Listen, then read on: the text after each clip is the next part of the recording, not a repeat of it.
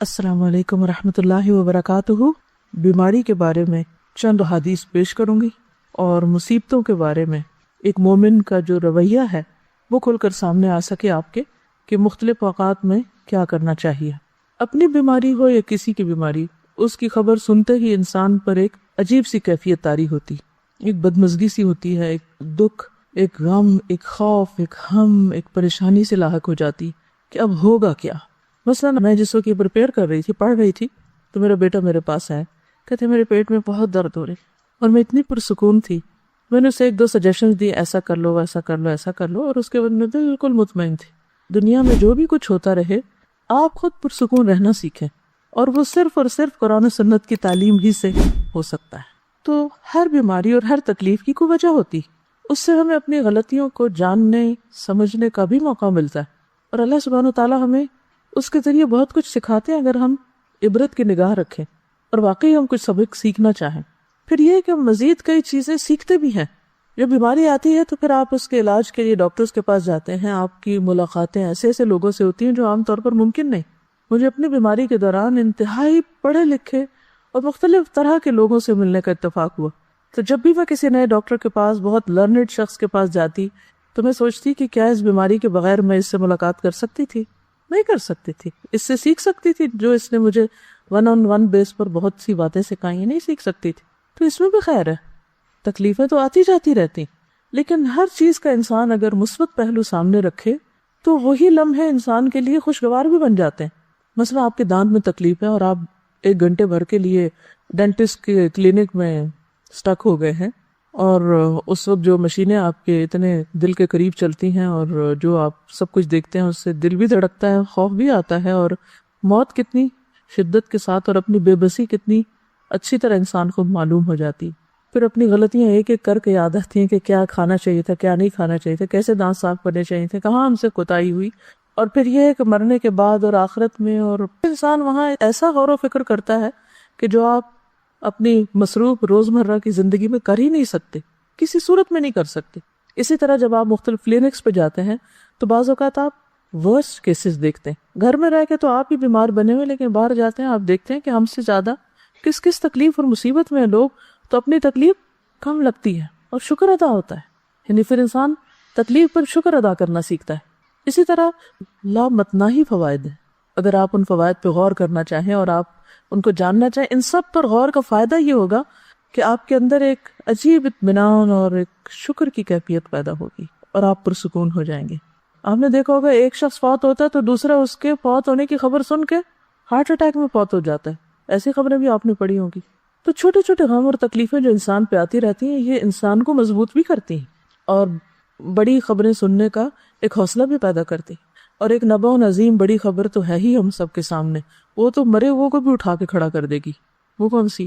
عما یتساءلون عن النبأ العظیم، کس چیز کے بارے میں آپس میں ایک دوسرے سے باتیں کر رہے ہیں اور ڈسکشنز کر رہے ہیں؟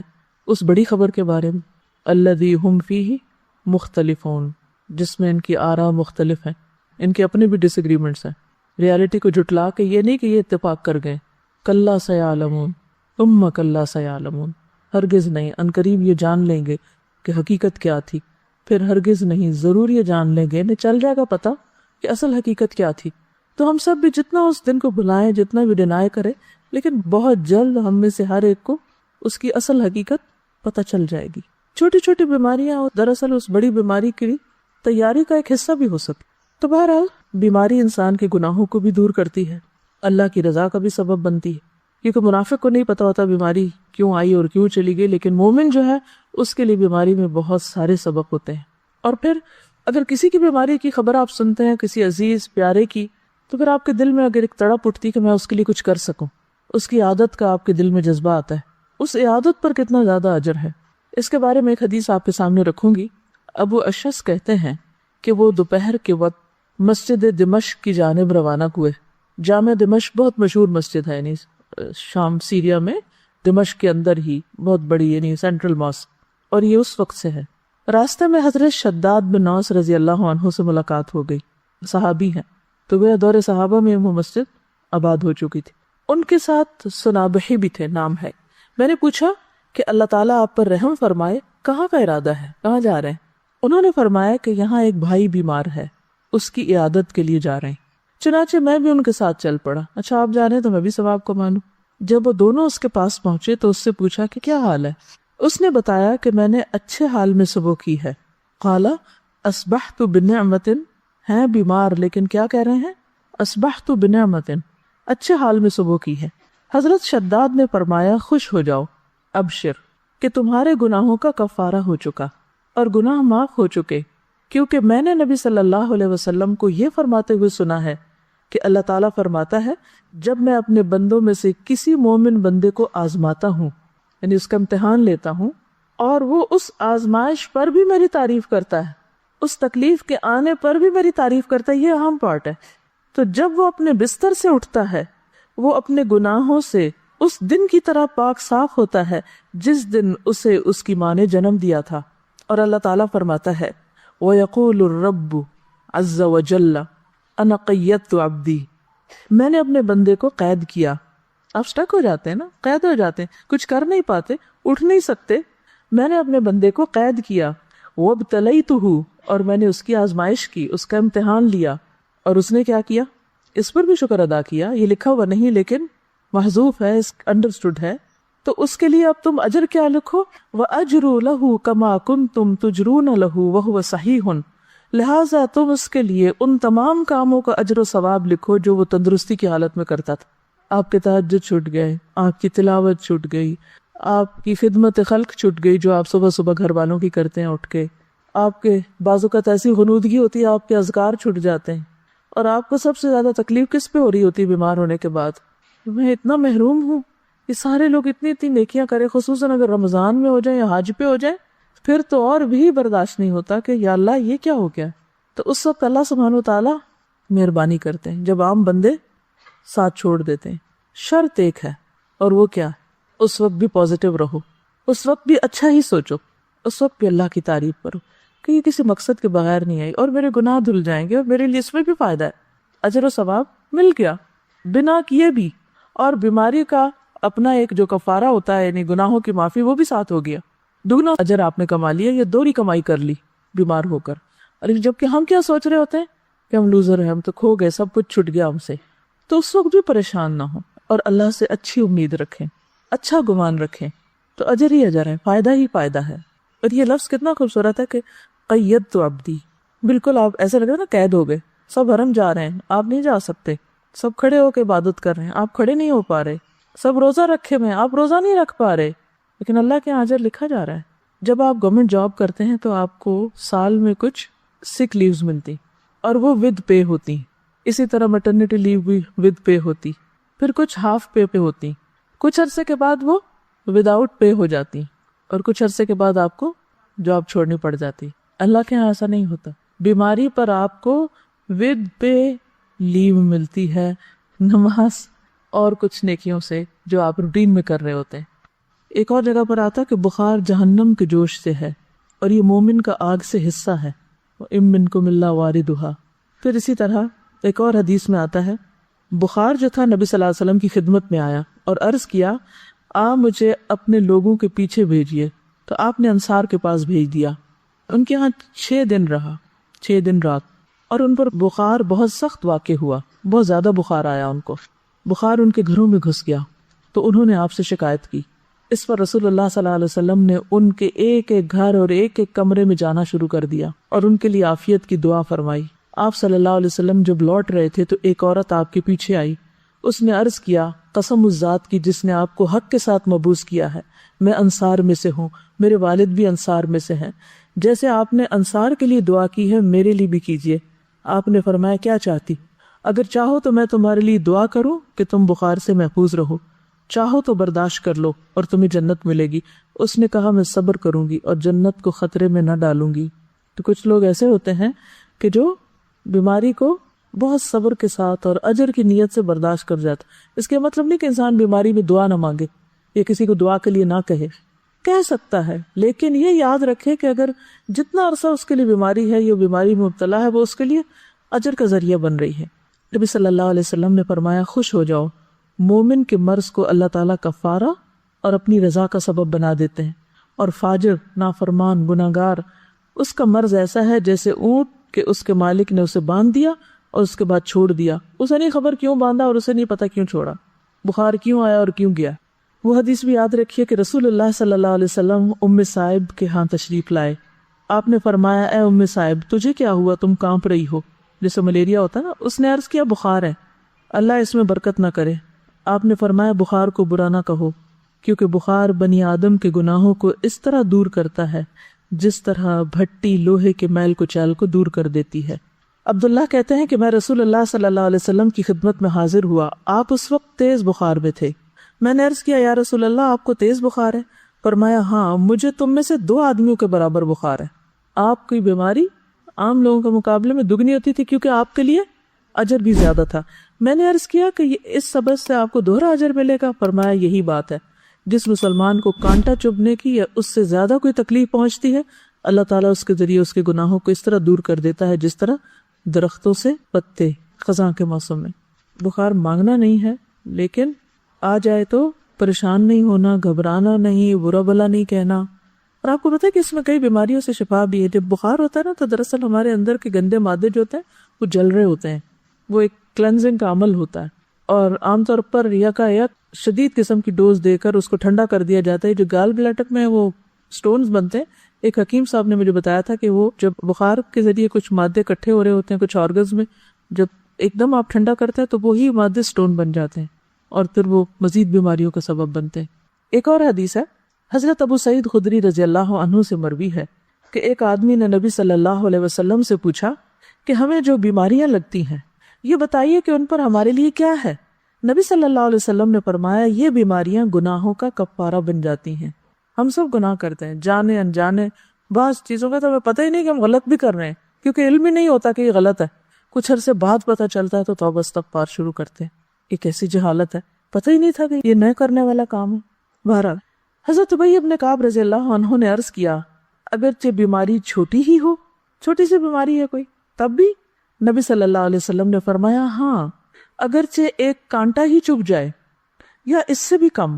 یہ سن کر حضرت ابی بن کعب رضی اللہ عنہ نے اپنے متعلق یہ دعا کی کہ موت تک ان سے کبھی بھی بخار جدا نہ ہو۔ کیا دعا کی؟ کہ مجھے ہر روز بخار ہو۔ اور یہ کون ہے دعا کرنے والے؟ ابی بن کعب، عالم صحابی ہیں، کاتب وحی ہیں، لیکن وہ ایسا بخار ہو کہ حج اور عمرہ، جہاد فی سبیل اللہ اور فرض نماز با جماعت میں رکاوٹ نہ بنے، میرے یہ کام نہ چھوٹے، ویسے بے شک بخار چڑھا رہے۔ چنانچہ اس کے بعد انہیں جو شخص بھی ہاتھ لگاتا ان کا جسم تپتا ہوا ہی محسوس ہوتا، حتیٰ کہ ان کا انتقال ہو گیا۔ وہ لوگ اپنے قول کے پکے تھے۔ ہم لوگ ایک وقت میں ایک بات کرتے ہیں یا اللہ ایسا ہو جائے، اور جب وہ ہو جاتا ہے تو پھر ہم سخت گھبرا اٹھتے پر کہتے یا اللہ ایسا کیوں ہوا اور ایسا نہ ہو۔ تو اس لیے جو بھی دعا مانگی سوچ سمجھ کے مانگے، اس چیز کو جسے آپ نبھا سکیں۔ لیکن عافیت کی دعا بہرحال اللہ تعالیٰ کو بہت محبوب ہے، اپنے لیے عافیت ہی مانگے، مگر عافیت مانگنے کے باوجود بھی کچھ نہ کچھ تکلیف آ ہی جاتی ہے۔ اصل سبق جو سیکھنے کا ہے وہ یہ کہ جب تکلیف آ جائے تو اس وقت آپ کا رویہ کیا ہونا چاہیے۔ بیماری میں مومن کا رویہ، اصل چیز جو کاؤنٹ کرتی ہے وہ کیا ہے کہ ہم کسی بات یا کسی موقع پر کیسے ریاکٹ کرتے ہیں، ہم کیا کرتے ہیں۔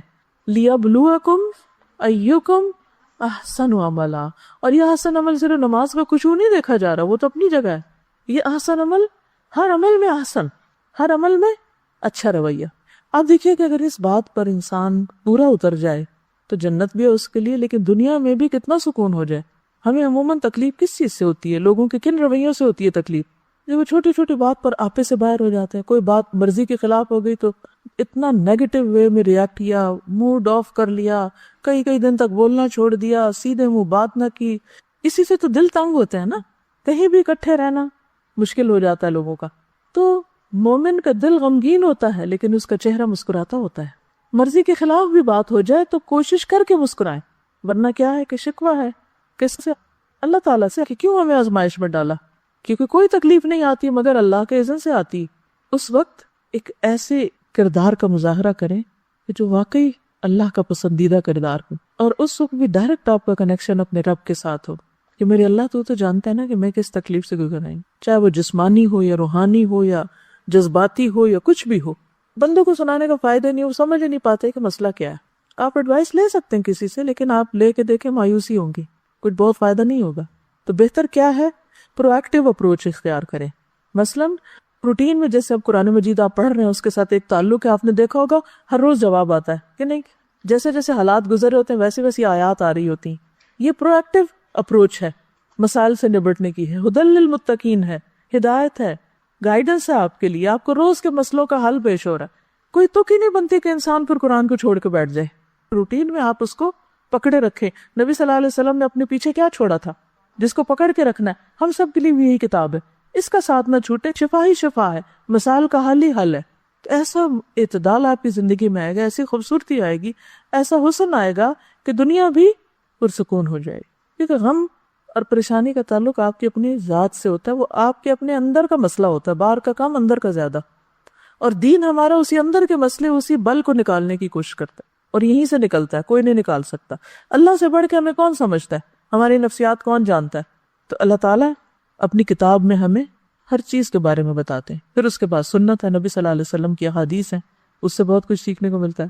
ایک اور حدیث ہے، حضرت ابو ہریرہ سے روایت ہے کہ رسول اللہ صلی اللہ علیہ وسلم نے فرمایا، اللہ تعالیٰ فرماتا ہے جب میں اپنے مومن بندے کو آزماتا ہوں اور وہ تیمارداری کرنے والوں کے سامنے میرا شکوہ نہیں کرتا، میری شکایت نہیں لگاتا، جو اس کا حال پوچھے، تو اس کو اپنی قید سے آزاد کر دیتا ہوں، بیماری سے شفا دے دیتا ہوں، اس کے پہلے گوشت کے عوض بہترین گوشت عطا کرتا ہوں، اس کے پہلے خون کے بدلے بہترین خون دیتا ہوں، اور وہ اثر نو عمل کرتا ہے. ہوتا ہے نا کہ جب بیمار ہوتا ہے انسان تو عبادات ہالٹ پہ آ جاتی ہیں، رک جاتی ہیں، ساری روٹین ڈسٹرب ہو جاتی ہے، کام چھوٹ جاتے ہیں، اور یوں لگتا ہے اب تو کبھی صحت ملنی کوئی نہیں، اب تو ہمیں اس کے ساتھ ہی جینا پڑے گا.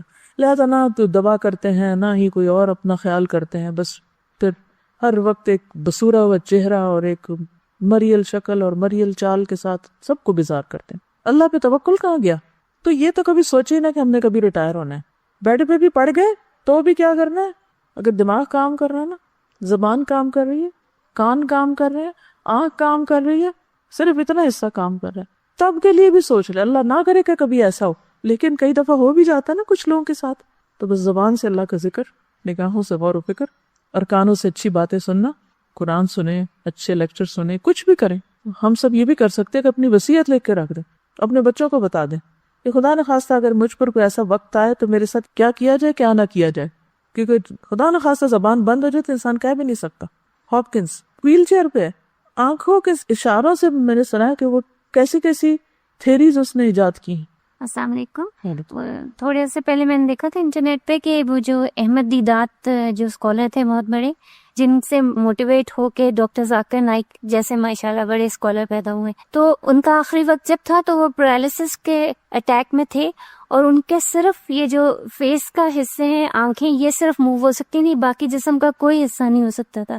اور کتنے دن وہ ہاسپٹل کے بیڈ پہ اس طرح رہے، اور آنکھوں کے اشارے سے اپنے جو اسسٹنٹس تھے ان کو کچھ لکھوا رہے تھے اور ان کو بتا رہے تھے کہ یہ کرو یہ کرو یہ کرو. اور میں دیکھ رہی تھی کہ یعنی ان کی آنکھوں سے بالکل ایسا نہیں لگ رہا تھا کہ ان کے اوپر اتنی بڑی بیماری جو ہے وہ طاری ہے، اور وہ یعنی پورے سوچ اور فہم کے ساتھ ان کو وہ انسٹرکشنز دے. تو کبھی بھی مایوسی اور شیطان کو پاس نہ پٹکنے دیں کہ آپ کچھ کریں نا، بس بیکاری نہیں آنے دینی اپنے پاس، حالات کچھ بھی ہوں.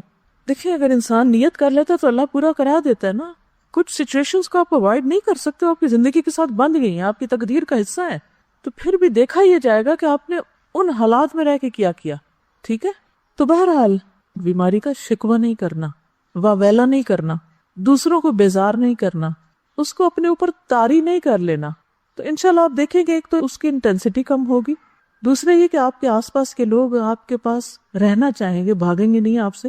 ورنہ ہوتا ہی ہے نا کہ جو بندہ تنگ کر مارے تو سب ادھر ادھر ہو جاتے ہیں. پھر یہ ہے کہ آپ کچھ پروڈکٹیو پازیٹیو کام میں اپنی انرجی لگائیں، کیونکہ رونے کے لیے بھی انرجی چاہیے ہوتی ہے نا، اور چیخنے کے لیے بھی، اور غصے کے لیے بھی، اور سب اوٹ پٹانگ حرکتوں کے لیے انرجی چاہیے ہوتی ہے. جب آپ کی ساری انرجی وہاں لگ جاتی ہے تو پھر جب اچھا کام کرنے کا وقت آتا ہے پھر آپ تھک کے سو جاتے ہیں. اپنی ساری انرجی کو چینلائز کرنا ہے، پازیٹیو وے میں یوز کرنا ہے. پھر ایک اور حدیث ہے، حضرت ابو امامہ سے روایت ہے کہ نبی صلی اللہ علیہ وسلم نے فرمایا، جس بندے کو بھی بیماری سے پچھاڑ دیا گیا، پیرالائز ہو گیا کسی بھی طرح، یا پڑ گیا ہے بیڈ پہ، تو اللہ تعالیٰ اسے جب بیماری سے اٹھاتا ہے تو وہ پاک ہوتا ہے. یعنی اس کے گناہوں کا کفارہ ہو چکا ہوتا ہے۔ پھر آپ دیکھیے ایک اور حدیث ہے، نبی صلی اللہ علیہ وسلم جب مدینہ تشریف لے گئے تو مدینہ کی زمین جو تھی وہ وبائی زمین تھی۔ پورے عرب میں سب سے زیادہ وبائیں جو تھی وہ مدینہ میں ہوتی تھی، ارض الوبا تھی۔ جب صحابہ وہاں پر گئے تو بیمار پڑ گئے، ایک ایک کو بخار، اور حضرت ابو بکر کی حالت یہ ہو گئی تھی کہ ان کو لگتا تھا کہ جیسے بس اب وہ دنیا سے رخصت ہونے والے ہیں، اتنے شدید بیمار ہو گئے تھے وہ بھی۔ حضرت بلال کے بارے میں آتا ہے اور بھی صحابہ۔ تو نبی صلی اللہ علیہ وسلم نے اس موقع پر کیا کیا تھا؟ نبی صلی اللہ علیہ وسلم نے مدینہ کے لیے برکت کی دعا کی اور کہا کہ یہاں کے بخار کو جوفہ کی طرف لے جا، یعنی کہ غیر آباد علاقے کی طرف وہاں چلا جائے، یہاں نہ ہو۔ تو اس کے بعد مدینہ وباؤں سے خالی ہو گیا۔ عن عائشہ رضی اللہ عنہا قالت لما قدم رسول اللہ صلی اللہ علیہ وسلم المدینة وعك ابو بکر وبلال فكان ابو بکر اذا اخذته الحمى يقول كل امرئ مصبح في اهله والموت ادنى من شراك نعله وكان بلال اذا اقلع عنه الحمى يرفع عقيرته يقول الا ليت شعري هل ابيتن ليلة بواد وحولي اذخر وجليل وهل أردن يوما مياه مجنة وهل يبدون لي شامة وطفيل قال اللهم لعن شيبة بن ربيعة وأتبة بن ربيعة وأمية بن خلف كما أخرجونا من أرضنا إلى أرض الوباء ثم قال رسول الله صلى الله عليه وسلم اللهم حبب إلينا المدينة كحبنا مكة أو أشد اللهم بارك لنا في ساعنا وفي مدنا وصححها لنا وانقل حماها إلى الجحفة قالت وقدمنا المدينة وهي أوبأ أرض الله قالت فكان بطحان يجري نجلا تعني ماء آجنا۔ بخاری۔ حضرت عائشہ فرماتی ہیں جب اللہ کے رسول صلی اللہ علیہ وسلم مدینہ تشریف لائے تو ابو بکر صدیق رضی اللہ تعالیٰ عنہ اور حضرت بلال رضی اللہ تعالیٰ عنہ کو بخار آ گیا۔ پھر ابو بکر کو جب بخار چڑھتا تو وہ یہ شعر پڑھتے، گھر میں اپنے صبح کرتا ہے ہر ایک فرد بشر، یعنی ہر شخص اپنے گھر میں صبح کرتا ہے اور موت اس کی جوتی کے تسمے سے بھی نزدیک تر ہوتی ہے، یعنی وہ اپنے آپ کو کیا سمجھتے کہ اب موت میرے بہت قریب ہے۔ یعنی کہ یہ پڑھنے کا مطلب کیا تھا کہ اب میں نہیں بچتا۔ کبھی آپ کے ساتھ ایسا ہوا کہ آپ کو بخار ہو یا کوئی بیماری لگے اور آپ سوچیں کہ اب تو میں مر ہی جاؤں گی؟ یہ بہت ایک نیچرل سی فیلنگ ہے، ہر شخص اس کیفیت سے گزرتا ہے، کچھ زیادہ کچھ کم، لیکن یہ خیال صحت کی حالت میں کم آتا ہے اور بیماری کی حالت میں زیادہ آتا ہے۔ تو حضرت ابو بکر نے بھی اپنے انہی جذبات کا اظہار کیا کہ ہر شخص اپنے گھر میں صبح کرتا ہے اور موت اس کی جوتی کے تسمے سے زیادہ قریب ہوتی ہے۔ اور بلال کا بخار جب اتر جاتا تو وہ رو کر بلند آواز سے یہ پڑھتے، یوں لگتا ہے کہ جیسے کوئی ملیریا کی قسم کا بخار تھا کہ چڑھتا ہے اور اترتا ہے، تو رو کر بلند آواز سے یہ شعر پڑھتے، کاش پھر مکہ کی وادی میں رہوں، کیونکہ ہجرت کر کے مدینہ آئے تھے۔ کاش پھر مکہ کی وادی میں رہوں ایک رات، سب طرف اگے ہوئے ہوں وہاں جلیل اذخر نبات۔ اذخر ایک گھاس ہوتا ہے جس میں خوشبو ہوتی ہے اور وہ اپنے مردوں کو دفن کرتے ہوئے ان کے ساتھ بھی رکھتے تھے، اور جلیل بھی اسی طرح گھاس کی قسم ہے۔ اور پیو پانی مجنہ کا جو ہے آب حیات، یہ مکہ سے چند میل کے فاصلے پر مر الزہران کے قریب ایک مقام ہے، اسے سوق حجر بھی کہتے ہیں، وہاں پر یہ پانی تھا، یعنی وہاں کا پانی تھا۔ ہوتا نا کچھ چشمے مشہور ہو جاتے ہیں اچھے پانی میں۔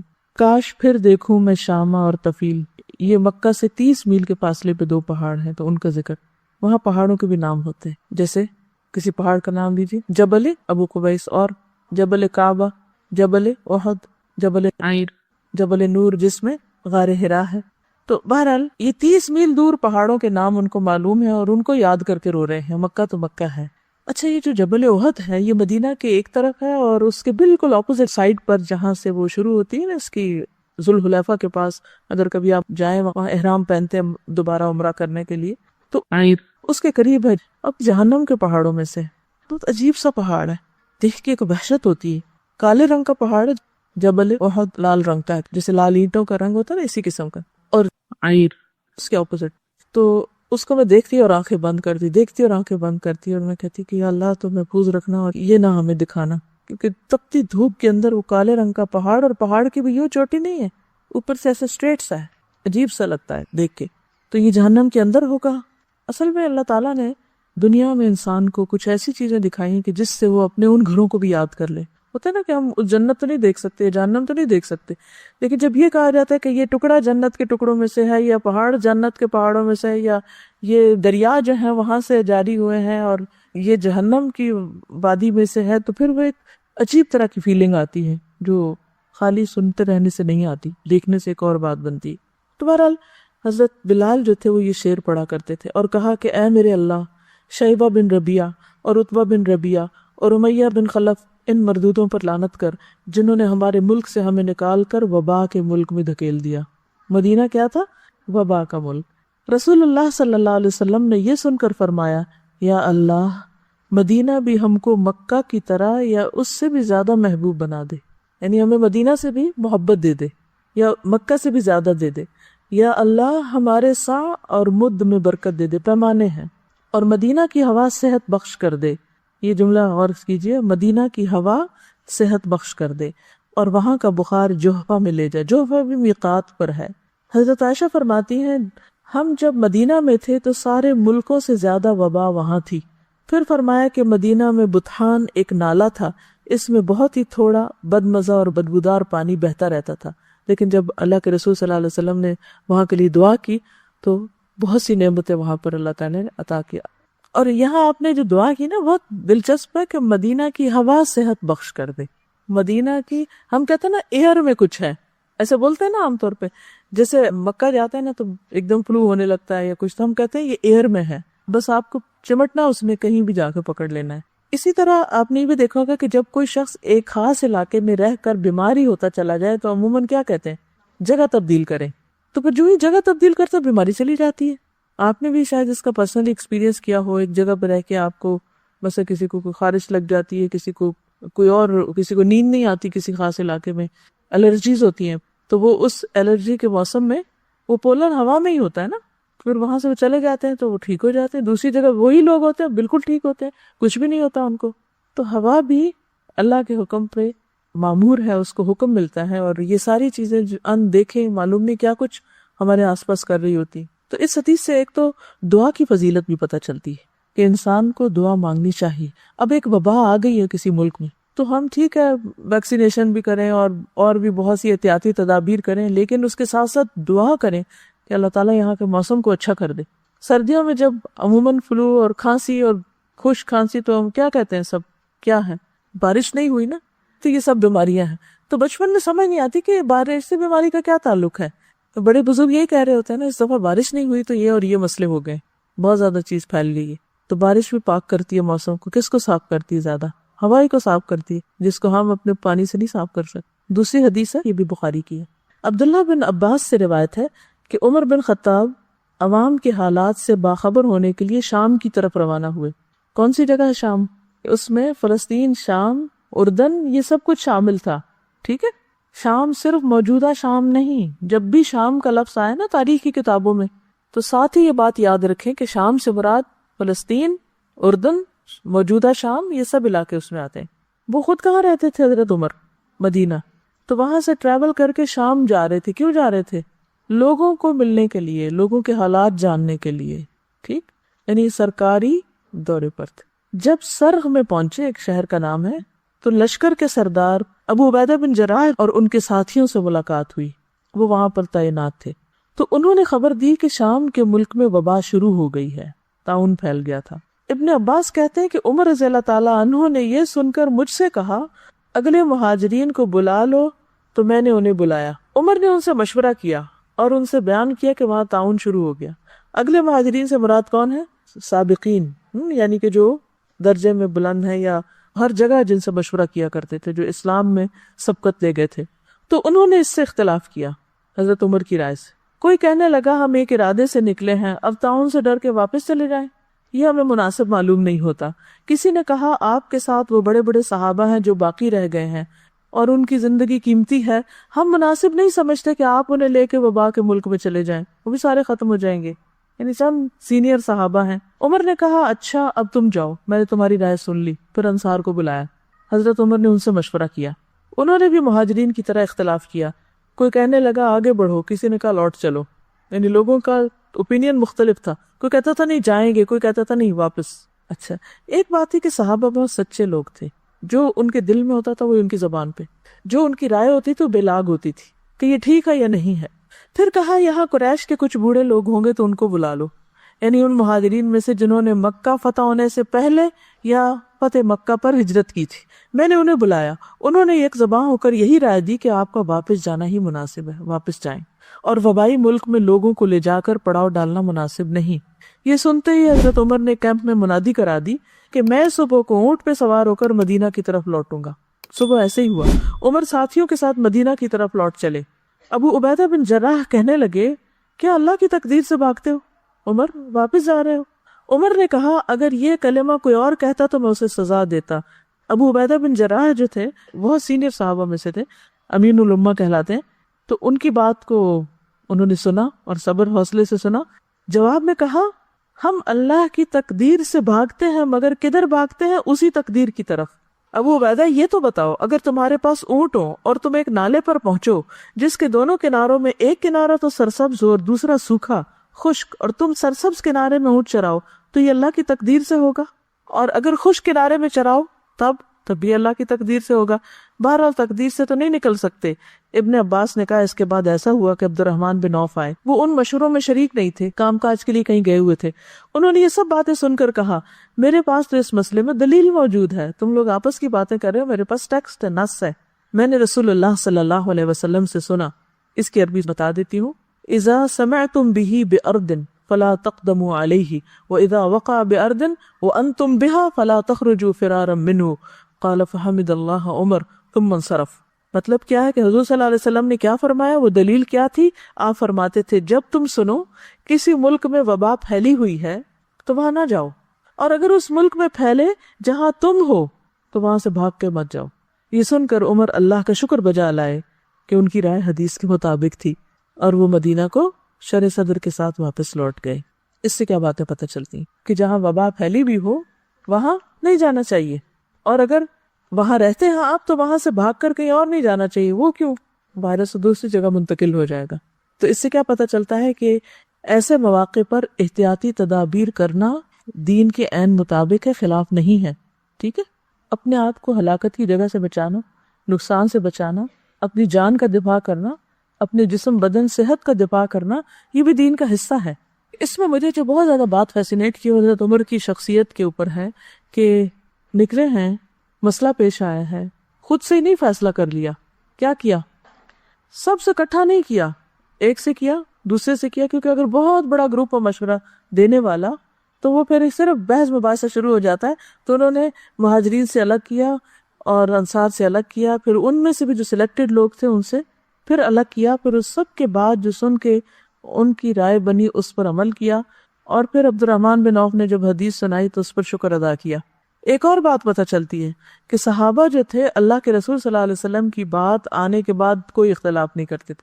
اب وہ جو کہہ رہے تھے کہ نہیں چلو چلو آگے ہی چلو، انہوں نے جب سنا کہ نبی صلی اللہ علیہ وسلم نے یہ فرمایا تو پھر کوئی نہیں ملتا کہ حضرت عمر کو کسی نے برا بلا کہا ہو یا کسی اور کو. ورنہ تو ہمارے یہاں کیا ہوتا ہے، اگر کسی نے کوئی ایسا فیصلہ کر لیا تو ساری زندگی اس کو تانے دیے جاتے ہیں کہ تم نے کیا کیا، تم بزدل، فلاں موقع پہ بھاگ گئے تھے. بعض اوقات سارے لوگ کچھ کہہ رہے تھے، ایک شخص کی رائے بڑی صائب ہوتی، تو یاد رکھیں کہ بعض اوقات کسی معمولی انسان کی رائے جو ہے وہ اتنی صائب ہوتی ہے کہ بڑے بڑے عقل مند پیچھے رہ جاتے. اس سے اللہ تعالیٰ یہ بھی دکھاتا ہے کہ تم عقل کل نہیں ہو، اور سارا علم تمہارے ہی پاس نہیں ہے، اور ساری سمجھ کے مالک صرف تم نہیں ہو، کوئی اور بھی ہو سکتا ہے. اس لیے بھی ضروری ہے کہ کوئی معمولی درجے کا شخص ہو یا کوئی بہت اعلیٰ، دونوں کو توجہ دی جائے. میں نے ایک روایت سنی تھی، مجھے نہیں معلوم اس کا کیا درجہ تھا کیا نہیں، بہت بہت چھوٹی تھی جب سے یہ بات سنی تھی کہ اگر آپ کسی شخص کی کنگھی استعمال کریں گے تو آپ اور اس کے درمیان اختلاف پڑ جائے گا. مجھے اس بات میں ایک حکمت نظر آئی، چاہے اس کی کوئی شرعی دلیل یا کوئی طبی دلیل نہ بھی ہو، لیکن بات یہ ہے کہ کنگھی پرسنل یوز کی چیز ہے. بعض لوگوں تو گھر میں ایک کنگھا رکھا ہوتا ہے، برش، سارا گھرانہ اسی سے کر رہا ہوتا ہے. ایک آیا وہ شیشے کا کھڑا ہو گیا، دوسرا آیا اسی نے، پھر خوب لڑتے ہیں آپس میں. لڑائی کس لیے ہوتی ہے کہ اس میں ایک یہ حقیقت ضرور ہو سکتی ہے کہ ایک میلا چھوڑ گیا، ایک نے بال اس میں چھوڑ دیے، پھر وہ گما دی، اٹھائی یہاں سے رکھی کہاں، تو وہ پھر یہ چیزیں لڑائی کا سبب بن جاتی ہیں. اس میں کئی اور اسباب ہو سکتے، ضروری نہیں کہ وہ اس کے اندر کچھ گھس جاتا ہے جو لڑنے کے قابل بنا دیتا ہے بندے کو. پھر اسی طرح حضرت عقبہ بن عامر سے روایت ہے کہ نبی صلی اللہ علیہ وسلم نے فرمایا دن بھر کا کوئی عمل ایسا نہیں ہے جس پر مہر نہ لگائی جاتی ہو، یعنی وہ طرح سے ریکارڈ ہو رہا ہے، سیو ہو رہا ہے ڈیٹا سارا۔ چنانچہ جب مسلمان بیمار ہوتا ہے تو فرشتے بارگاہ الہی میں عرض کرتے ہیں کہ پروردگار تو نے فلاں بندے کو روک دیا ہے، حبستہ، اسے قید کر دیا، اب وہ کچھ کر نہیں سکتا، دوڑ نہیں سکتا۔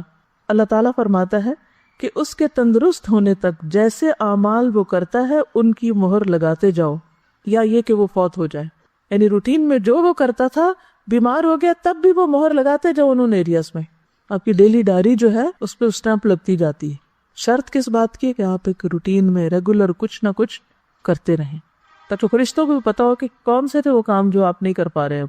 ایک اور حدیث میں آتا ہے رسول اللہ صلی اللہ علیہ وسلم نے فرمایا جب کوئی بندہ بیمار ہوتا ہے یا سفر میں جاتا ہے تو اس کے وہ تمام عمل لکھ دیے جاتے ہیں جو وہ حالت قیام اور زمانہ تندرستی میں کیا کرتا تھا، اور صبر کا اجر کہ قیامت کے دن جب آزمائش والوں کو ان کی مصیبتوں کا بدلہ دیا جائے گا تو اہل عافیت تمنا کریں گے کاش ان کی کھالیں دنیا میں کینچیوں سے کاٹ دی جاتی، تاکہ ایسا اجر ملتا ہے جو صبر کرنے والوں کو ملا ہے۔ اور پھر جو بیماری پر صبر کر جائے تو اس کے لیے جنت ہے۔ جیسے وہ ایک خاتون آپ کی خدمت میں حاضر ہوئی اور اس نے کہا کہ اللہ کے رسول صلی اللہ علیہ وسلم مرگی کا دورہ پڑتا ہے مجھے، تو آپ دعا کیجئے کہ میں ٹھیک ہو جاؤں۔ تو فرمایا کہ اگر تم چاہو تو میں کر دیتا ہوں، ورنہ اس کے بدلے تمہارے لیے جنت ہے۔ اس نے کہا کہ ٹھیک ہے، میں یہ نہیں کہتی مگر یہ کہ میرا پردہ جو کھل جاتا وہ نہ کھلے، تو آپ نے اس حصے کے لیے دعا کر دی۔ پھر اسی طرح جنت میں بھی درجات کی بلندی کا سبب ہے بیماری۔ محمد بن خالد اپنے دادا سے، جنہیں نبی کریم صلی اللہ علیہ وسلم کی صحبت کا شرف حاصل تھا، یعنی صحابی تھے، وہ نقل کرتے ہیں کہ ایک دن وہ اپنے کسی مسلمان بھائی سے ملاقات کے ارادے سے نکلے عیادت کے لیے۔ راستے میں ان کی بیماری کا پتہ چلا تو ان کے پاس پہنچ کر کہا کہ میں آپ کے پاس ملاقات کے لیے، عیادت کے لیے اور خوشخبری دینے کے لیے آیا ہوں۔ 3 کام، ملاقات، عیادت اور خوشخبری سنانے آیا۔ اس نے پوچھا یہ ساری چیزیں ایک جگہ کیسے جمع ہو گئی؟ انہوں نے جواب دیا کہ میں جس وقت نکلا تھا اس وقت آپ سے ملاقات کا ارادہ تھا، بس ملنے آ رہا تھا۔ راستے میں آپ کی بیماری کی خبر سنی تو عیادت کی نیت بھی کر لی، اور رہی خوشخبری تو وہ یہ ہے کہ میں نے نبی صلی اللہ علیہ وسلم کو یہ فرماتے ہوئے سنا ہے کہ جب اللہ کے ہاں کسی بندے کا مقام اور مرتبہ اس درجے سے آگے بڑھ جاتا ہے جہاں تک اس کا عمل نہیں پہنچتا تو اللہ تعالیٰ اسے جسمانی، مالی یا اولاد کی طرف سے کسی آزمائش میں مبتلا کر دیتا ہے، پھر اسے اس پر صبر بھی عطا کر دیتا ہے، یہاں تک کہ وہ اس درجے تک جا پہنچتا ہے جو اس کے لیے طے ہو چکا ہوتا ہے۔ یعنی آپ ہر وقت جنت الفردوس مانگتے ہیں، روتے ہیں کہ یہ کرنا تھا کر نہیں پائے۔ یعنی کئی لوگوں کو لٹرلی روتے ہوئے دیکھا ہے جو واقعی سچے دل سے کہتے ہیں کہ ہمارا دل چاہتا ہے ہم یہ بھی کریں، یہ بھی کریں، یہ بھی کریں، لیکن ہم اس ہو نہیں پا رہا۔ کبھی بچے چھوٹے ہیں، کبھی بیماری آ گئی ہے، کبھی کوئی اور وجہ بن گئی، عمل نہیں ہو پا رہا، کام کر نہیں پا رہے، کرنا چاہتے ہیں۔ اب عمل کے ساتھ تو اس درجے کو پا ہی نہیں سکتے کیونکہ وہ وقت نہیں ہے، موقع نہیں ہے، یا قابلیت نہیں یا صلاحیت نہیں۔ اب یہ گیپ ہے، ابھی کچھ قدم باقی ہیں، تو اللہ تعالیٰ کیا کرتے ہیں؟ کوئی آزمائش بھیج دیتے ہیں، بندہ اس پہ صبر کر جاتا ہے۔ اس آزمائش کی وجہ سے وہ فاسٹ لفٹ پہ بیٹھ کے اوپر چلا جاتا ہے۔ قرآن پڑھنے کا سب سے بڑا فائدہ یہ کہ انسان کی ہائی تھنکنگ ہو جاتی کہ میں اس درجے کو پہنچوں، اور اگر صحابہ کی زندگی آپ پڑھیں تو اور بھی اس کو مہمیز لگ جاتی، کیونکہ وہ بہت مختلف طرح سوچتے تھے۔ وہ کبھی کبھی اپنی ڈریمز شیئر کرتے تھے، ڈریم سے مراد اپنے جو آئندہ کے خواب کے کیا کریں، کہاں پہنچیں، کیسی موت آئے، کہاں جائیں۔ تو حیرت ہوتی ہے کہ سوچتے بھی کیسے تھے، ہم لوگ تو سوچنا بھی نہیں آتا، کیونکہ جو لوگ خواب دیکھتے ہیں وہی منزل پہ پہنچتے ہیں، اور اللہ پہنچا دیتا ہے، کسی بھی طرح پہنچائے۔ تو جب ایک طریقے سے نہیں پہنچ پاتے تو اللہ تعالیٰ کو اور طریقہ بتا دیتا ہے، اس سے نہیں تو ایک اور اس سے نہیں تو کسی اور۔ بس اللہ کی رضا پہ راضی ہونا سیکھ جائیں۔ لیکن یہ سب ہوگا اگر آپ کی تھنکنگ پازیٹیو ہوگی، ہوپ فل رہیں گے۔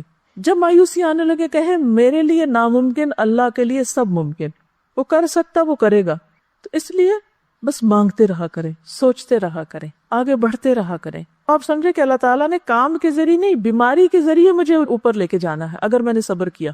اب بے چینی چھوڑیں، اللہ کی رضا کو راضی ہو جائیں۔ وہ دکھ تکلیف تو ہوگی مگر راضی، یا اللہ میں راضی، تو انشاءاللہ آپ دیکھیں گے کہ وہ جو اندر کا ایک سکون ہے وہ نہیں ڈسٹرب ہوگا، اسے برقرار رکھنا ہے۔ اچھا، اس کا مطلب یہ نہیں کہ کوئی بیماری آئے تو علاج ہی نہ کریں۔ علاج اور کوشش اور اس پر جو مال لگتا ہے یا ایفرٹ لگتی ہے وہ بھی اجر کا باعث ہے۔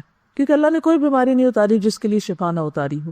تو شفا کا حصول جو ہے اور اس کی کوشش جو ہے وہ کوشش بھی باعث اجر اور اللہ کے حکم پر عمل کرنا ہے. دیکھیں دین کے سارے معاملات میں اصل چیز اطاعت ہے.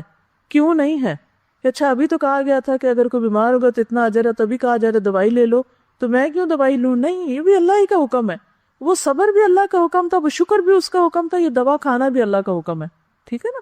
پھر اسی طرح یہ ہے کہ دوا کے علاوہ دعا, انی مسنی الضر وانت ارحم الراحمین.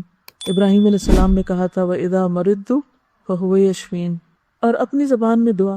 اب یہ نہیں کہ جو ابراہیم علیہ السلام نے کہا وہ ایوب علیہ السلام نے کہا, ہر ایک نے اپنی اپنی بات کی جو ان کے دل میں آئی. پھر اللہ نے غذائیں جیسی پیدا کی ہیں اس کو بھی. رسول اللہ صلی اللہ علیہ وسلم نے فرمایا بخار جہنم کی گرمی کا اثر ہوتا ہے, اس لیے آب زمزم سے ٹھنڈا کرو. لہٰذا بخار کے مریضوں کو اگر دوا کے طور پر آب زمزم پلائیں تو انشاءاللہ ان کو فائدہ ہوگا. ٹھیک ہے. اور اگر آب زمزم کو کسی چھوٹے سے پیالے میں رکھ لیں اور کچھ روئی یا کپڑے کے اوپر سپرنکل کر کے اس کو ماتھے پہ پٹیاں جو لگاتے ہیں یا ویسے آپ اپنے آپ کو وائپ کرتے ہیں تو وہ بھی اچھا رہے گا. پھر یہ کہ جو کوئی بیمار ہے تو عیادت کرنا جو ہے نبی صلی اللہ علیہ وسلم کے اخلاق کا حصہ ہے, اور اس میں مرد حضرات نہیں خواتین کی بھی عادت کی آپ نے. ام علا کہتی ہیں میں بیمار تھی, رسول اللہ صلی اللہ علیہ وسلم میری بیمار پرسی کے لیے تشریف لائے. فرمایا ام العلا خوش ہو جاؤ, اللہ تعالیٰ مسلمان کی مرض کی وجہ سے اس کے گناہ اس طرح صاف کر دیتے ہیں جیسے آگ سونے اور چاندی کے کھوٹ کو ختم کر دیتی.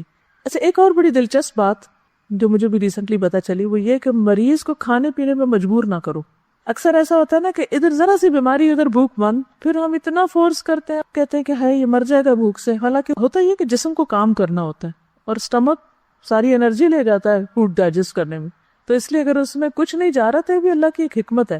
حضرت عقبہ بن عامر جوہنی کہتے ہیں کہ رسول اللہ صلی اللہ علیہ وسلم نے فرمایا اپنے مریضوں کو کھانے پینے پر مجبور نہ کیا کرو کیونکہ اللہ تعالیٰ ان کو کھلاتا پلاتا ہے. اس کا اپنا ایک طریقہ ہے آلٹرنیٹ غذا کا. اور عافیت کی دعا جو ہے وہ کبھی بھی پڑھنا نہ بھولیں. ہمارا کلچر ایسا ہے کہ اس میں پریشان ہونا ایک لازمی حصہ ہے. اللہ سے عافیت کی دعا کرتے رہیں اور اللہ کی نعمتوں کو یاد کرتے رہیں, شکر گزار رہیں, خوش رہیں. ایک سوال ہے, مجھے خود کو پرسکون رکھنے والی بات سمجھ نہیں آئی. کم از کم میری تکلیف تو مزید بڑھ جائے گی جب میں کسی پر اعتماد کرتے ہوئے اسے اپنی تکلیف بتاؤں اور وہ آگے سے پرسکون بیٹھا رہے اور کوئی ہیلپ نہ کرے. میرے خیال ہے جو شخص پرسکون ہوتا ہے وہ بہتر ہیلپ کر سکتا ہے بجائے اس کے جو بالکل سنتے پینک ہو جائے اور اپنے ہوش و حواس کھو بیٹھے. جو اپنی مدد نہیں کر سکتا وہ کسی دوسرے کی مدد کیسے کر سکتا ہے؟ آپ نے دیکھا کبھی کہ ڈاکٹرز کتنے پرسکون ہوتے ہیں؟ اگر ڈاکٹرز حال دہائی مچا دیں تو مریض کا کیا ہوگا؟ مریض کہے کہ یہ بہت مہربان ڈاکٹر ہے, اس کو تو میری وجہ سے رونا ہی آ گیا اور وہ تو کچھ کر ہی نہ سکا. تو یہ تو ہمدردی نہیں. جتنے اچھے ڈاکٹرز ہوتے ہیں اتنے ہی سکون کے ساتھ اپنا کام کرتے ہیں. وہ مریض کی توجہ کے ساتھ بات سنتے ہیں, اس کو سمجھتے ہیں, اس کو اعتماد دیتے ہیں, اس کا مسئلہ حل کرتے ہیں, اس کی مدد کرتے ہیں. بے حس ہونا اور پرسکون ہونا یہ دو مختلف چیزیں, ان میں فرق رکھیے. آپ کو جو کنفیوژن ہو رہی ہے وہ اس وجہ سے ہو رہی ہے کہ آپ ان دو کو مکس کر رہی.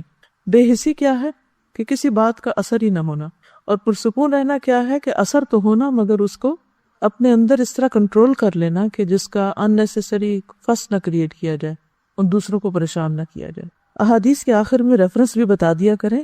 مجھے شک نہیں کہ آپ کوئی غیر درست سنائیں گی, صرف اطمینان قلب کے لیے کہہ رہی ہوں. آپ نے درست فرمایا. مجھے کل 2-3 توپا خیال بھی ہے لیکن وقت کی کمی کی وجہ سے عربی میں تو عربی بھی پڑھنا سوچ رہی تھی کہ آپ کو پڑھ کے سناؤں گی, لیکن انشاءاللہ یہ جو مٹیریل ہے یہ جو لیکچر ویب پہ جہاں اپلوڈ ہوگا اس کے ساتھ ہی آپ کو PDF میں یہ ساری حدیثیں لکھی ہوئی عربی اور اردو بھی مل جائیں گی. تو وہاں سے آپ ریفرنس بھی چیک کر لیجئے, بلکہ اس ریفرنس کو لے کے آدھی بھی چیک کر لیجئے کہ لی کہاں سے, کیا واقعی اس کتاب میں ہے یا نہیں. ٹھیک ہے. ایک اور سوال ہے, عیادت کے لیے جا سکتے ہیں بشرطے کہ آپ کو یہ ہو کہ وہ ایسا مرض ہے کہ جو, کیونکہ بعض تو منع کر دیتے ہیں, ڈاکٹرز ہی منع کر دیتے ہیں کہ پیشنٹ کے پاس کوئی نہ آئے کیونکہ درست نہیں. کیونکہ آپ کو معلوم ہے جو کانگو وائرس آیا ہے اس میں سب سے پہلے تو سرجن پکڑا گیا, خود نرس اور سرجن وہ ہلاک ہوئے ہیں کیونکہ وہ افغانستان سے کوئی پیشنٹ لایا گیا تو کوئٹہ, وہاں وہ اس کو آپریٹ کر رہے تھے, ٹریٹ کر رہے تھے, تو اس سے وائرس ڈاکٹر نے کیچ کر لیا اور پھر اس سے خیر وہ اپنے بندوبست کرتے ہیں, لیکن پھر وہ باذن اللہ تقدیر کا حصہ تھا. جی بہت زیادہ چیخیں آ رہی ہیں, اس طرح کی ہے تو نہیں پبلک میں آپ کو پھر اس طرح جانا چاہیے کیونکہ اس سے دوسرے کو بھی بیزاری ہوتی ہے. جی ایک یہ چیز میں آپ سب سے کہوں گی کہ کسی کی کنگھی کسی کا ٹوتھ برش، مسواک، چپل، تولیہ کسی اور کا نہیں استعمال کیا کریں. کچھ لوگوں کو تمیز نہیں ہوتی، افسوس سے مجھے لفظ کہنے پڑے، تمیز نہیں ہوتی، جو ملا بس استعمال کر لیا. ایک تو یہ کہ آپ کی چیز نہیں، آپ کو حق نہیں، خصوصاً جہاں اکٹھے لوگ رہتے ہیں نا.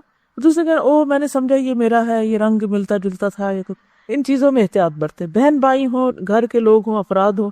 ایک اور سوال ہے، کیا نفسیاتی، گھریلو، باہم رویوں کے مسائل، یعنی آپس میں ایک دوسرے کے ساتھ جو انبن رہتی ہے، ان تکالیف کا بھی یہی معاملہ ہے کہ وہ باعث خیر ہیں، گناہوں کا کفارہ ہو سکتی ہیں؟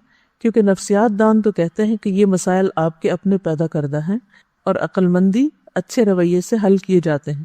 قرآن میں بھی ہے کہ جو مصیبت آتی ہے تمہارے اپنے ہاتھوں کی کمائی سے آتی ہے. درست فرمایا آپ نے. پہلی بات یہ کہ یہ جتنے بھی مسائل ہوتے ہیں جو ہمیں پیش آتے ہیں، ان میں سے اکثر ہمارے رویے یا گناہ یا ہماری کسی نہ کسی غلطی کا نتیجہ ہوتے ہیں. ٹھیک ہے، اور اللہ تعالیٰ ان کے ذریعے ہمیں سکھاتے بھی ہیں کہ ہم سبق سیکھیں. جب ہم کسی کے ساتھ کوئی زیادتی کرتے ہیں تو ظلم کرنا ایک ایسا جرم ہے کہ جس کی سزا دنیا میں بھی ملتی ہے انسان کو. کسی کا حق نہیں مارنا چاہیے. تو دنیا میں جب کوئی تکلیف آتی ہے تو فوراً سوچیں. اس کی پہچان کا ایک بہت آسان طریقہ ہے کہ اس سے ملتا جلتا اپنا کوئی جرم سوچیں کہ آپ نے کیا کیا. یعنی کسی نے آپ کے ساتھ کوئی زیادتی کی تو اس وقت سوچیں کہ آپ نے تو ایسا کسی کے ساتھ نہیں کیا تھا، یا کوئی واقعہ پیش آیا تو اس میں آپ کی غلطی کہاں پر تھی. دوسروں کی نہیں چنیں. ہم کیا کرتے ہیں کہ جب کوئی مشکل پیش آتی ہے کسی پر تو اس وقت تو ہم بہت ایکٹیولی سوچتے ہیں کہ اس نے یہ کیا یہ کیا یہ کیا، لیکن جب ہمارے ساتھ آتی ہے تو ہم بند کر دیتے ہیں، بلاک کر دیتے ہیں اپنی سوچ کو کہ ہم تو معصوم ہیں، بس دوسرے ہی ظالم ہیں، انہوں نے ہمارے ساتھ زیادتی کی. تو اس میں بیلنس رکھیں، ضرور سوچیں. لیکن بعض اوقات جیسے اجتماعی تکلیفیں آتی ہیں تو اس میں انڈائریکٹلی بعض اوقات غلطی ہوتی بھی ہے ساری اس قوم کی، بعض اوقات نہیں بھی ہوتی، لیکن قیامت کے دن پھر ہر ایک اپنی نیت کے مطابق اٹھایا جائے گا. اور یہ جو بات ہے کہ یہ مسائل اپنے پیدا کرتے ہیں اور اچھے رویے سے حل کیے جا سکتے ہیں، تو اس میں وہ حدیث یاد رکھیے کہ نبی صلی اللہ علیہ وسلم نے فرمایا کہ اچھے اخلاق والے دنیا اور آخرت کی ساری بھلائیاں لوٹ کے. اچھے اخلاق میں ہم عام طور پر دو چیزوں کو بہت کوٹ کرتے ہیں، جیسے اسمائل کرنا، جیسے سلام کرنا. وہ کون سی ایک اچھی عادت ہو سکتی ہے جس سے تعلقات اچھے ہوتے ہیں، اور وہ کون سی ایک خاص خراب عادت ہوتی ہے جس سے تعلقات خراب ہوتے ہیں؟ دوسروں کی بات توجہ سے سننا، یہ ایک ایسا گر ہے جس سے بہت سے تعلقات آپ کے ٹھیک ہو جائیں گے. یہ میں آپ کو کی دے رہی ہوں. جب آپ دوسرے کی سنتے نہیں تو دوسرا فرسٹریٹ ہوتا ہے، اپنا اعتماد کھو دیتا ہے، سمجھتا ہے کہ شاید میں نے کوئی غلط بات کی. تو اگر آپ چاہتے ہیں کہ آپ کے باہم تعلقات اچھے ہوں تو کیا کرنا ہوگا آپ کو؟ نبی صلی اللہ علیہ وسلم جب کوئی بات کرتا تھا تو آپ کس طرح سنتے تھے؟ صرف کانوں سے یا جسم سے بھی؟ اپنے آپ کو ادھر موڑ لیتے تھے. جب آپ کسی کی پوری سمجھیں گے نہیں تو آپ اس کو کیا کریں گے؟ مس انڈرسٹینڈ کریں گے. جب مس انڈرسٹینڈ کریں گے تو وہ کچھ کہہ رہا ہے، آپ کچھ کہہ رہے ہیں، وہ کچھ کہہ رہا ہے، آپ کچھ کہہ رہے ہیں. پھر اسی طرح قرآن مجید میں واضح طور پہ فرمایا گیا ہے لا تسعر خدک للناس، اپنا گال موڑ کے بات نہ کرو، یعنی بے رخی سے بات نہیں کرو. یہ جو مفہوم ہے، اپنے گال کو نہ پھیرو لوگوں سے. بہت سے لوگ انکانشیسلی یا کانشیسلی یہ کام کر رہے ہوتے ہیں، یعنی وہ دوسرا کو اگر بات کرے تو اس کو دیکھتے بھی نہیں ہیں، دیکھتے ہی نہیں اس کی طرف. اس سے ایک تو تکبر کا بھی اظہار ہوتا ہے، عملی رویہ کہ ہم تمہاری بات کو کوئی امپورٹنس نہیں دے رہے. اس سے دل پھٹتے، آپس میں تعلقات خراب ہوتے ہیں اور شیطان کو گھسنے کا موقع مل جاتا ہے. کیا یہ قرآن کے حکم کی خلاف ورزی نہیں کہ کوئی ہمیں کچھ کہہ رہا ہے اور ہم سن ہی نہیں رہے، یا ہم یوں کر کے سن رہے ہیں؟ مثلا مجلس میں آپ 4-5 لوگ بیٹھے ہوئے ہیں، اگر کوئی بول رہا ہے تو کیا کرنا چاہیے؟ توجہ دینی چاہیے اس کی طرف، اور جواب بھی دینا چاہیے. نہیں، یہ اخلاق ہے یا بد اخلاقی کہ کوئی بات کرے اور آگے سے نہ ہاں کرے نہ کرے؟ بہت بڑی بد اخلاقی. اور ہم سمجھتے ہیں ہم تو مسکین معصوم، ہماری تو کوئی غلطی نہیں، ہم تو بولتے ہی نہیں، کسی کو کچھ کہتے ہی نہیں ہے، ہم تو اتنے بے ضرر ہیں. لیکن آپ بہت بڑا جرم کر رہے ہیں کہ کوئی آپ سے کچھ سوال کر رہا ہے، آپ سے کوئی بات کر رہا ہے، کوئی پوچھ رہا ہے، اور آپ اس کو نہ ہاں کر رہے ہیں نہ کر رہے ہیں کہ ہاں ٹھیک ہے، اچھا کوئی بات نہیں. تو اس عادت پہ بھی قابو پانے کی ضرورت ہے. اس سے دوسرا شخص غصہ کرے گا اور پھر آپ کہے کہ وہ ظالم ہے، غصہ کرتا ہے، اور آپ کو اپنی خاموشی کا ظلم نہیں پتا. تو یہ بیسک مینرز، بنیادی باتیں اسلام نے جو سکھائی ہیں نا، ان پر ہمیں عمل کرنے کی ضرورت ہے. تب گھر خوشگوار ہوگا، معاشرہ خوشگوار ہوگا، دنیا خوشگوار ہوگی. ایسے ہی لوگ جنت کے باسی ہیں، جنت میں جائیں گے اور وہ خوش ہوں گے اور دوسروں کو خوش کریں گے. بہترین نیکی کیا ہے کہ تم اپنے مومن بھائی کے دل میں خوشی ڈالو. سوچے دن میں ہم کتنے لوگوں کو خوش کرتے ہیں, کتنی خوشیاں بانٹتے اور بکھیرتے ہیں, اور کتنے دل توڑ کے نکلتے ہیں ہم, کتنی بد اخلاقیاں بکھیرتے ہیں. تو کیا یہ لکھا نہیں جا رہا؟ کیا اس کا حساب نہیں ہوگا؟ کیا اس کی پوچھ کوئی نہیں ہوگی؟ اور اگر ہمیں شعور ہی نہیں اپنی ان حرکتوں کا, پھر متقی کی صفت تو بے شعور ہونا نہیں ہوتی. کس کی صفات ہیں؟ بے شعور, لا شعور, منافقین کی صفات ہے. تو ہمارے اندر ان کی شباہت بھی کیوں آئے؟ ہم وہ ہوں یا ان جیسے ہوں, یہ تو بہت ہی دور کی بات ہے.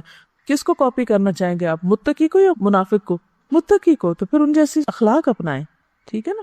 بعض اوقات مشکل اس وقت ہوتی ہے جب کوئی غیر ضروری بیکار باتیں کرتا ہے, تو اس صورت میں بھی کم از کم اس کی طرف دیکھ کے اس کو یہ محسوس کرانا چاہیے کہ آپ کی بات لمبی ہو گئی ہے, اچھا ہاں ٹھیک ہے, بٹ آگے تو آپ کہنا کیا چاہتے ہیں, یعنی اس کو بھی آپ اس وقت سکھا سکتے ہیں کسی طرح, یا اس کو کٹ کر سکتے ہیں اور پھر اس کو بعد میں بتا بھی سکتے ہیں.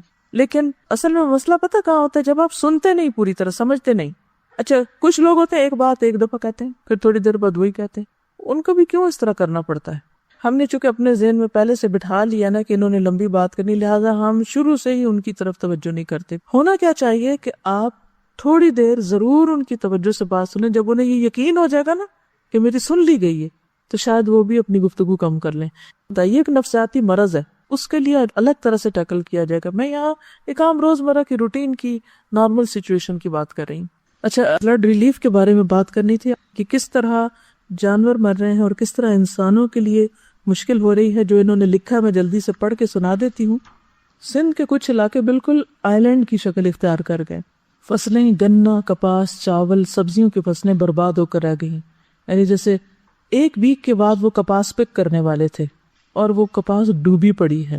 اور آپ کو پتا کپاس میں پانی گیا تو اب تو وہ تو بالکل بیکار ہے, مٹی والا پانی, کچھ بھی نہیں اس سے کر سکتے. ہزاروں لاکھوں انسان, تقریباً 13 سے 14 لاکھ گھر ختم ہو گئے. ہزاروں لاکھوں انسان اور جانور اس تباہ کاری سے متاثر ہوئے. کئی کلومیٹر تک 4 فٹ پانی میں چل کر کشتیوں کے ذریعے آمد و رفت ممکن ہو رہی ہے. لوگ کشتیوں پہ آ جا رہے ہیں. انسانوں کے ساتھ جانور بھی مر رہے ہیں. صاف پانی گندے پانی کے ساتھ مل گیا ہے. جیسے اب کنواں صاف تھا, جب گندا پانی آیا تو سارا اس میں بھر گیا, پینے کا پانی نہیں ہے. اس سے بہت سے لوگوں میں آنتڑیوں کے مرض وغیرہ بھی پیدا ہو گئے. ہسپتال کچھ تو ڈوب گئے ہیں, یا پانی اس طرح ہے کہ لاکھوں کی مشینیں تباہ ہو گئی ہیں, بہہ گئی ہیں اس میں. مریضوں کے پاس طبی سہولت نہیں. لاشوں کو دفنانے کے لیے زمین ڈھونڈ رہے ہیں. کشتیوں میں لاشیں ساتھ اپنے رکھی ہوئی ہیں. دور ٹیلوں پہ جا کے لوگ ان کو دفنا آتے ہیں. گھروں میں کھانا نہیں, چیزیں نہیں, کیونکہ بہت ساری ہماری آبادی تو ایک دن کا کماتی ہے اور اسی دن کھاتی, اور اگلے دن کام نہیں تو کھانا بھی نہیں. تو ان سب کی مدد کے لیے بہت سے ادارے کام کر رہے ہیں. جہاں بھی آپ کام مدد دینا چاہیں, آپ کی دل تسلی ہو, آپ کریے, لیکن کچھ نہ کچھ ضرور کیجیے.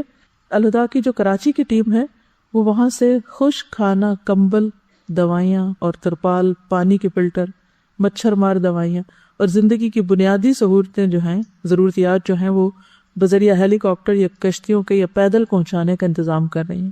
تو آپ جو بھی اس کام میں حصہ ڈالنا چاہیں آپ ڈال سکتے ہیں. اپنی اپنی کلاسز میں جمع کر لیجئے, پھر اکٹھا کر دیجئے, اور روز کے روز ہم ان کو بھیج سکتے ہیں. دوسرا یہ ہے کہ اگر آپ اپنے کسی رشتہ دار کو باہر کے ملک میں بتانا چاہتے ہیں کہیں بھی, تو ویب سائٹ کے اوپر پورا ایڈریس موجود ہے. یہ ایڈریس بھی ہے, اس کو ہم باہر لگوا سکتے ہیں تاکہ اسی اکاؤنٹ میں پھر پیسے جائیں, اور جو بھیجیں اس کی انٹیمیشن ضرور دے دیں تاکہ وہ اس کام کے لیے لگ جائیں. تو اللہ تعالیٰ ہم سب کو کچھ کرنے کی توفیق عطا فرمائے. بینک ٹرانسفر کا پورا لکھا ہوا بھی ہے اس کے اوپر ویب سائٹ پر. ان کا سوال یہ ہے کہ کیا ہم پیسوں کے علاوہ کچھ کائنڈ یہ چیزیں وغیرہ بھی بھیج سکتے ہیں. بات یہ ہے کہ ابھی سڑکیں ڈوبی پڑی ہیں, ٹوٹی پڑی ہیں, ٹرک نہیں چل سکتے. اب کشتیوں پہ اگر ہم بہت سا سامان اٹھا کے رکھیں بھی تو انسانوں کے لیے پوری نہیں. جس پہ 40 بٹھا سکتے اس پہ 80 لوگ بیٹھے, ان کے بھی ڈوبنے کا خطرہ ہے. تو ہم سامان نہیں بھیج سکتے ابھی. اس میں یہ ہے کہ جیسے کل جہاں یہ گئی تھی وہ لوگ 4 ٹن روزانہ 4 ٹن چاول پکا کے ان کو پیک کر کے کشتیوں پہ دور بھیج دیتے ہیں, جہاں سے لوگ آ نہیں سکتے سارے واپس کہیں کام کے لیے, کھانے کے لیے. اسٹک ہیں لوگ مختلف جگہوں پر. تو اس کے لیے ضروری ہے کہ ہم سب اپنا حصہ ڈالیں, کیونکہ صدقہ بلاؤں کو ڈالتا ہے. ان پر احسان نہیں ہوگا, خود اپنے آپ پر ہوگا. بہرحال اب اجازت. اوکے, جزاکم اللہ خیرن. السلام